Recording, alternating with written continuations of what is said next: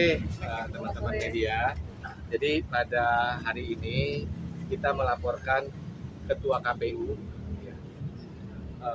ke DKPP atas pelanggaran etik, integritas, dan profesionalitas yang melibatkan, diduga melibatkan tindakan-tindakannya dalam membina hubungan personal, hubungan romantis dengan seorang PPLN di luar negeri.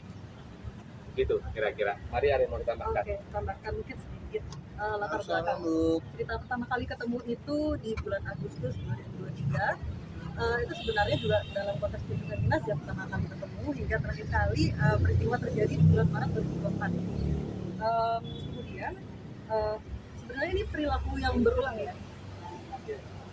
Nah, sebenarnya jadi dalam rangka untuk memenuhi kepentingan pribadinya, Ketua KPU ini diduga menyalahgunakan jabatan kewenangannya, dia menggunakan fasilitas pribadi. Kemudian juga di sini yang menjadi catatan dari kami adalah adanya relasi kuasa, dan ini pola perilaku ini dilakukan secara berulang-ulang karena tidak hanya yang terjadi pada pengadu, tapi juga ada putusan-putusan sebelumnya yang melibatkannya. Jadi kalau masih ingat, sebelumnya kan perbuatan serupa Ketua KPU dengan Hasnaini, dengan wanita emas. Nah ini tipologi perbuatannya mirip-mirip. Tapi kalau pada waktu Hasnaini dia itu adalah ketua umum partai punya kepentingan, ini klien kami, seorang perempuan petugas PPLN, dia tidak punya kepentingan apapun. Tapi dia merasa menjadi korban dari hubungan relasi kuasanya, karena ini kan bosnya Ketua KPU. Berarti udah berapa lama itu? Dari bulan Agustus sampai Maret, 2023 sampai Maret 2024. Kenapa baru dilaporin sekarang? Sebenarnya sih sudah mau dilaporkan dari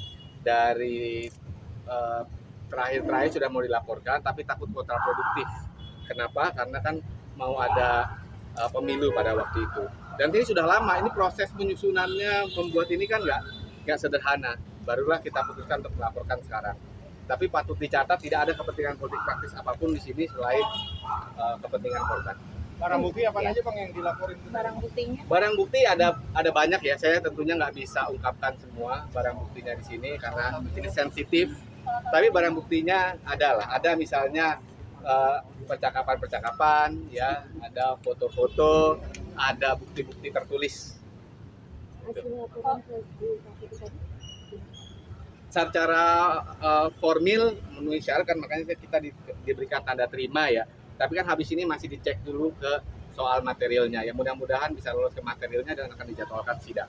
Bang, konteks asusila ini maksudnya bisa lebih digamblang-kan nggak? Maksudnya hubungan romantis atau gimana? Iya, hubungan romantis. Ya, hubungan romantis merayu, mendekati untuk nafsu pribadinya. Tapi sudah bertemu atau hanya sekedar dari visual teks saja? Oh enggak, sudah bertemu. Sudah bertemu di Indonesia dan di luar negeri itu. Sudah bertemu. Mas, ini bentuk pemanfaatan relasi kuasanya apa juga disertai dengan ancaman atau intimidasi terkait pekerjaannya? Enggak ada ancaman secara khusus, yang ada. Tidak sampai ke situ. Tapi kalau misalnya ini kan konteksnya udah terjalin lama gitu ya. Maksudnya kenapa bisa dikategorikan tindakan asusila bukan suka sama suka gitu maksudnya? Enggak terjalin lama. Jadi ini kan ada terus-terusan kan. Kan untuk terus-terusan sampai pada akhirnya korban ini merasa ya sangat dirugikan. Dia mengundurkan diri. Ya, mengundurkan diri dari PPLN. Kapan Mas mengundurkan diri? Sebelum pemilu lah. Sebelum pemilu. Ya. Upaya mengundurkan diri. Selain upaya secara internal, apakah ada upaya hukum indikatif? Enggak, ini yang pertama. Maksudnya pelaporan ke DKPP yang pertama, karena untuk mengumpulkan keberanian untuk sampai ke sini aja udah luar biasa. Tapi dari si korban sebelumnya ini udah komunikasi, misalnya kayak ke Pak ininya supaya tidak diganggu seperti itu, ada nggak? Oh sudah, itu udah termasuk dalam alat bukti. Kalau berdasarkan kesaksian korban, ini hanya satu-satunya korban atau ada lagi mungkin yang? Saya nggak tahu, saya nggak berani berkomentar lah soal itu ya. Ini juga dilaporin ke kepolisian juga nggak Bang? Kita lagi kaji lah, apakah nanti sampai ke sana apa enggak. Pak, ini PPLN-nya juga jarang saya belum bisa kasih tahu soalnya kasihan kan, kasihan dia kalau saya kasih tahu di negara mana. Inisial Jangan. Mas ini kan udah mengundurkan diri sebelum pemilu, artinya saat rekapitulasi perhitungan suara yang PPLN itu datang ke Indonesia, itu yang bersangkutan datang ke Indonesia. Saya nggak bisa jawab, terlalu teknis. Maaf ya, soalnya saya ada kepentingan untuk melindungi identitas. Inisialnya Pak? Inisial. Saya nggak bisa jawab juga, sorry banget inisialnya. Jadi masih Kasihan abu-abu nanti. nih. Maksudnya nggak abu-abu, maksudnya abu-abu apa? Nggak abu-abu, saya tahu, orangnya saya tahu. Korban kalau saya indikasi memang memiliki trauma ya, memiliki trauma terutama dengan laki-laki. Nah, karena ketika tadi tim kami dari LBH juga banyak laki-laki. Izin menghadap kamera, Mbak. Oh, oke. Karena tadi kan memang satu tim kami itu banyak laki-laki. Jadi korban ini kaget dengan ada beberapa laki-laki masuk ke dalam ruangan. Jadi trauma itu masih terlihat. Jadi kami harap di sini rekan-rekan media sekalian bisa lebih empati terhadap korban dalam merahasiakan identitasnya. Karena di sini bagaimanapun juga yang kami lakukan adalah sebesar-besarnya kepentingan korban. Ya. Sebesar-besarnya kepentingan klien kami yang sebagai korban dalam perkara ini. Apakah terjadi pelecehan seksual terkait tindakan seksual?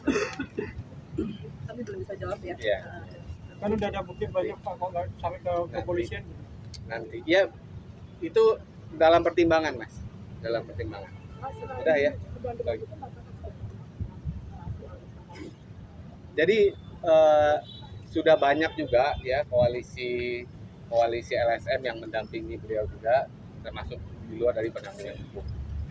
Gitu. Mas ini kan pertama kali ketemunya saat Mas Hasim dinas ke luar negeri saat itu. Nah setelahnya ketika terpisahkan oleh jarak, artinya memang ada upaya aktif dari ketua KPU. Oh ada sangat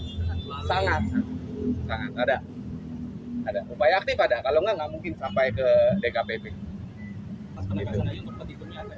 Nah, ini kan DKPP juga trennya untuk sanksi komisioner KPU juga. Ini apa yang diharapkan? Jadi gini, kita yang harapkan kan beberapa kali kan sudah peringatan keras terakhir ya.